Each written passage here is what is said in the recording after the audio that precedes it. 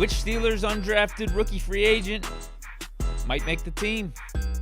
Big Geek News. Now, before we break down the 7 Steelers undrafted rookie free agents and rank them based off of what they did in college, but also we're going to re-rank them based off of what their likelihood is to making this Steelers team. Before we do all that, let's get into some Steeler moves that were just made today. First, we released safety Ryan Watts, and he will no longer be continuing his NFL career at all. He's not going to be a free agent and looking to sign with other teams.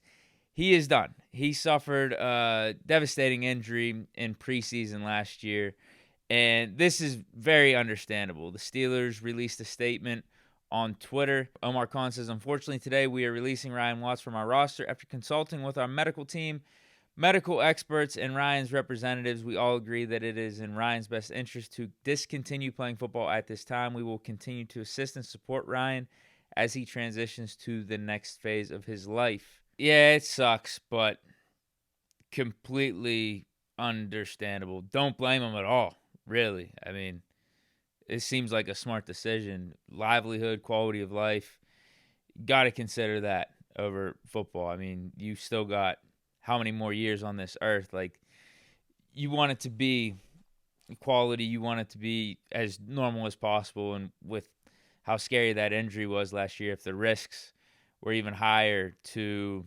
complicate things or make things worse potentially by stepping foot on the football field, bro, just walk away. Don't blame Ryan Watts at all for this one. It sucks, though, because he was looking good last year in his rookie year. I mean, he was showing promise. I think he got better week in and week out as the offseason went along. And it felt like towards the end of the preseason, he was going to carve out a little role, and then his upside was potentially going to be a starting safety for us 2-3 years down the line. Because he was coming out of Texas as a cornerback, but some of the stuff wasn't completely going to translate over to that position in the pros. But if he was able to develop a safety, it could have been something special. And we saw really good signs from him early on because he played corner at Texas. He was only getting acclimated to the safety role for the first time here with the Steelers in his rookie year. So who knows what could have been, but understandable. I think that's the appropriate word to describe this decision. Next move the Steelers made. We released Montravius Adams. Not too surprising. Wasn't expecting this. You wonder if this was a request that came from Montravius, because I'm sure the Steelers would have been fine taking him into camp to compete with some of these other depth defensive linemen for the 6th or 7th spot. Because you look at what we got right now: Derek Harmon, Keanu Benton, Cam Hayward, Y.A. Black, Daniel Aquale. I feel like that's a solid top 5 we know are going to make the team. Those guys are locks. And then you got Isaiah Loudermilk, Dean Lowry, Logan Lee as the next 3. So that's 8 right there that, 5 of them are locks. The other 3 are in serious consideration to be making the team. You throw Montravius Adams in the mix, that would have been 9. So maybe it was just too crowded. Whether it was the Steelers saying that Montravius Adams, it's looking very unlikely for him to make this team. We're gonna let you go, give you a chance to find somewhere else and catch on earlier in the offseason rather than later. Or is Montravius Adams looking to get out of here? I see why. I mean, with us doubling up on defensive line in the draft and us already having some names in here, it would have been tough for Montravius to make it. And Montravius has been a solid player for us, solid contributor, but I think at this point in his career, the upside, the potential is capped, and getting a Logan Lee some more time, getting Y.A. Black some more time over Montravius Adams would be more prudent for the Steelers to be doing. So now let's get to these undrafted rookie free agents. The Steelers signed 7 guys once the draft was over, and I think that filled up. At the time, it was 89 out of our 90 that we could sign roster spots, and there's 1 left, and I'm pretty sure we all know who that is allocated for, Mr. Aaron Rodgers. But since Ryan Watts and Montravius Adams got released. I guess we have 3 available roster spots now. But the 7 names, the 7 guys that we signed, this is the list. Roc Taylor, wide receiver from Memphis. Who? Sebastian Castro, safety from Iowa. Who? Aiden Williams, wide receiver from Wake Forest / Indiana. Who? Galbreath, tight end from South Dakota. Who? DJ Thomas Jones, tight end from South Alabama. Who? Ben Sauls, kicker from Pittsburgh, University of Pittsburgh. And last we have Aiden Williams, offensive tackle from University of Minnesota, Duluth. Who? So I'm going to rank these guys based off of how good they were in college, what their production was in college, and, just where they are at as a player right now. And then I'm going to re-rank them, or maybe I'll just give you maybe my top 2 or 3 names that I think have the best chance to actually make this Steelers roster. So we'll go 7-1. At 7, I'm just putting the offensive tackle here. I can't even front. He's the only guy from this list that doesn't have stats, doesn't have any production. The tape is limited on the man. The dude went to University of Minnesota, Duluth. He was there for 6 years. I mean, if he was anything good or anything crazy, you think he would have come out and tried to make it to the league a year or 2 earlier. But he's got good size. 6'5", 310, 311, or 314, I'm sorry. And he was a tackle in college. He's going to have to move over to guard apparently because of his arm length. But if he bulks up a little bit, the size is there, some of the athleticism's there, he's just going to have to develop and refine his game. He could be, I think he's got a decent chance to make the practice squad because if you look at the depth for our offensive line and stuff, we got a solid 8-9 I think are going to make the team, but I could see him in the same line as Dylan Cook, a dude coming out from a small school, unheard of, but the Steelers liked something in him. They felt like he could develop, and he sat on the practice squad for a few years. And Dylan Cook, he's got a role on our team. He's a depth guy, depth offensive tackle. It looks like he's going to be on the 53-man roster most likely. So that's Aiden Williams' path. I don't think he's really got a chance to make the team this year, but I got him at 7. And then at 6, tight end out of South Alabama, DJ Thomas Jones. Yeah, the production really just wasn't there for him.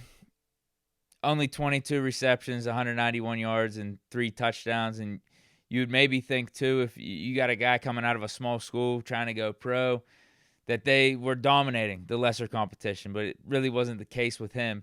Now, he is athletic. He does have some upside. Little undersized for the tight end position, being 6'2", 250, but is not really viewed as a tight end in the league, more of a hybrid type of role, like tight end, H-back, and fullback. The Steelers gave him the largest non-quarterback undrafted free agent signing bonus from this franchise. We've given more in the past. Like last year, we gave $35,000 to John Rice Plumlee. Or was that 2 years ago? How long ago was that? Was it last year or 2 years ago? I feel like time's flying. Either way, we gave $35,000 to John Rice Plumlee, and we gave $30,000 to DJ Thomas Jones, largest non-quarterback signing bonus guarantee. And John Rice Plumlee, he ended up getting cut, really never caught on here with the program. So it doesn't mean everything, but it also doesn't mean nothing either, because you could have given that signing bonus to any one of these players. And I have DJ Thomas Jones 6th on this list. So all these other guys that I'm going to mention were better in college, had more production in college. There may be something to DJ Thomas Jones, though, being a Pittsburgh Steeler and actually finding a role, and we'll talk about that in a little bit. At 5, I got another tight end, J.J. Galbreath from South Dakota. A little bit more production compared to DJ Thomas Jones last year, 469 yards and 4 touchdowns. Better size, 6'3", 241, more athletic too, even though DJ Thomas Jones does have some athleticism to his game. J.J. Galbreath, I think, scored pretty well. It was like in the top 80th percent of tight ends coming into this draft. But same thing. It's like, bro, if you were like that amazing, you have that much upside as a pro prospect, shouldn't you have been dominating at South Dakota? Maybe both of these tight ends quarterbacks sucked or something. I don't know. But, yeah, I got him 5th on this list. 5th. At 4, Keshawn Williams, wide receiver from Indiana. Spent most of his career at Wake Forest, actually. His first 4 years were at Wake Forest. His 5th year was at Indiana. Never eclipsed 553 yards in a season. Like, that was his high. And then in terms of most touchdowns in an individual season, he only had 5, and that was last year. To me, he doesn't really have anything defining about his game. Now, he's got a role. His size, he's 5'9", 188. That he's a slot receiver. And then he also did some punt return stuff in college. But he doesn't have, like, a punt return touchdown. He doesn't have any, like, crazy wow moments from the looks of it. You look at Calvin Austin whenever he was coming out, and you knew he was going to be a slot receiver. He's also a punt returner at Memphis, but he had not only better production than a Keshawn Williams, but he had defining speed and defining separation and route running. I just don't really see that in Keshawn Williams' game like that. And then with the depth that we have at receiver, I think it's going to be tough for him. That's his role, slot receiver. He is shifty. He's not bad at route running and all that, but it's got to be, I think, a little bit better for you to actually make this Steelers team and carve out a long-term role here. We're sticking with receiver for our next ranking. At 3, we got Roc Taylor out of Memphis. Bro, was watching some of his film. I like his game, man. He's a smooth receiver. 6'2", 225. Seems like he gets open. Quarterback friendly. Good hands. Can catch some contested balls. And had good stats. Good production. Had a 1,000-yard season a couple years ago. Last year it was over 900 yards. I don't think he ultimately makes the team just because of our receiver depth. I was talking about that with Keshawn Williams because we got like Ben Skoranek and Scotty Miller as like our 5th and 6th guys, and those dudes have special teams rules. But I think Roc Taylor is going to be one of those guys that has Steeler Nation talking, that Steeler Nation's hyped about as we go through training camp and preseason. And he's going to be making plays late in these preseason games. We're going to be like, what about this guy making the team? Why not? But I just think the Steelers are going to prioritize some of the veterans, and Roc Taylor's best chance of sticking around here is going to be practice squad. Almost like Tyler Vaughns from back in the day. That's what I could see for Roc Taylor, being like this year's Tyler Vaughns in the receiver room. At 2, Sebastian Castro, safety out of Iowa. Dude was a starting defensive back for the Iowa Hawkeyes these last 2-3 seasons and made plays, good instincts for the ball. You could see the stats are there. These last 2 seasons had 67 tackles in 2023, 57 tackles in 2024. You see tackles for loss at 8 in 2023, 3 in 2024. Has 4 picks over the last couple seasons, forced fumbles, pass deflections. So, like, the dude makes plays. The dude was able to be a success at Iowa in the Big Ten. And if you look at how NFL.com graded his production from college compared to the rest of these safeties coming into the draft, they ranked him 4th. Now, why didn't he go in the top few rounds? Well, his athleticism and his size doesn't really back up that projection when looking to his prospects going into the NFL. Like, that's the problem right there, because he's a little undersized for being a full-time safety, 5'11", 204. So he's most likely going to transition to being like a slot guy. Maybe he'll be a hybrid between the two. And even with all that being said, he was still projected, though, to go in like the 5th or 6th round. So the Steelers presumably got a steal here by picking him up as an undrafted free agent. And there have been dudes in the past, like Jalen Moore and like Beanie Bishop last year, that ultimately make the team even though they weren't drafted. Now, for Sebastian Castro, I think he's going to be behind the 8 ball compared to a Beanie Bishop or a Jalen Moore, because there was more glaring of a need at both of those positions. I think running back at the time with Jalen Moore, we were looking for a third guy. And then with Beanie Bishop last year, we didn't really have a starting slot corner. Sebastian Castro steps in, and Beanie Bishop's here. We signed a Brandon Echols, who started a lot on the outside with the Jets, but also spent some seasons in the slot corner position. So, like, he's going to have to compete with those guys. And then at the safety spot, we got 4 guys that are locks to make the team to begin with. Minkah Fitzpatrick, Elliott, Juan Thornhill, and then Miles Killebrew. So even though he's got a little bit more pedigree than some of these other undrafted rookie free agents, it might be tough for him to compete with who else we have the roster in the secondary. But now at number 1, no bias here whatsoever. Hail to Pitt. Kicker from the University of Pittsburgh, Ben Sauls. That is my number 1 undrafted rookie free agent. Just pound for pound. If we're gonna go off of the position they played in college and what they did at that position, I think Ben Sauls was the best at his position versus the rest of these guys. The dude was money at Pitt, and he's familiar with the stadium, obviously. 52 of 64 for his career, 81%. Made clutch kicks at a pretty good rate. I mean, a lot of game-winning kicks on his resume. Made all of his extra points over the last 3 seasons. He's legit, man. He's got a leg, too. I think his longest kick is like 58 yards. That's saying something. But I think even though I have him number 1 on this list, he's probably least likely to make the team because we have Chris Boswell. But Sauls could be one of those guys if you need him in a pinch. Boswell misses a game or something. He's injured, which has happened in the past. We could call on Sauls. He could be reliable. He could get the job done. Almost like maybe like a Matthew Wright from in the past. You know? Especially with Sauls' familiarity with the city, the stadium, and all that stuff. And if he goes through a full offseason with us, that'll be even more familiarity. So I have him number 1, but probably least likely to make this roster. Not like he's good insurance for Boswell, though. Like a good guy to have around, to have like a connection to, for sure. But if we're going to say most likely to make this roster, I'm going to go back to DJ Thomas-Jones because he has a definitive role and there is an opening. Now, it's not a necessarily strongly defined opening, but that fullback spot is something we've been looking for these last couple years, and we know how much Arthur Smith likes utilizing fullbacks in his system, which is something he hasn't really been able to do to the largest degree because of the personnel we've had. But we've been trying to find a guy, Pottenbaum from in the past, and no one's really stuck.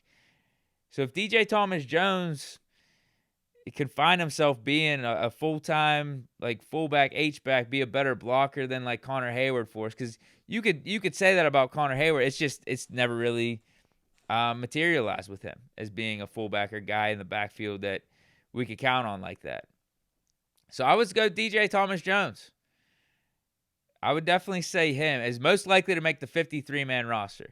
Maybe different story if you're asking me most likely to make the Steelers team long-term, not because I think a couple of these guys are ultimately going to be on the practice squad, so they'll be around for this year, maybe next year, and they could develop almost like how I was talking about with Dylan Cook. Because I could see that with Castro maybe. Roc Taylor I like. I mean, with him, it's just going to be about timing and opportunity. I don't know if this year's the time for him.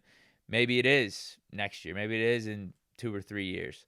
But he also might get picked up by another team like Tyler Fawns did in the past. Yeah, I would go DJ Thomas-Jones as most likely to make this team. Aiden Williams, too. I think he could be another guy that, not this year, but 2-3 years down the line. Like Aiden Williams, Sebastian Castro, maybe Roc Taylor. But let me know your thoughts on all this. The undrafted rookie free agents. What do you think of my rankings? Who do you think is most likely to make this squad, make the 53 for this year?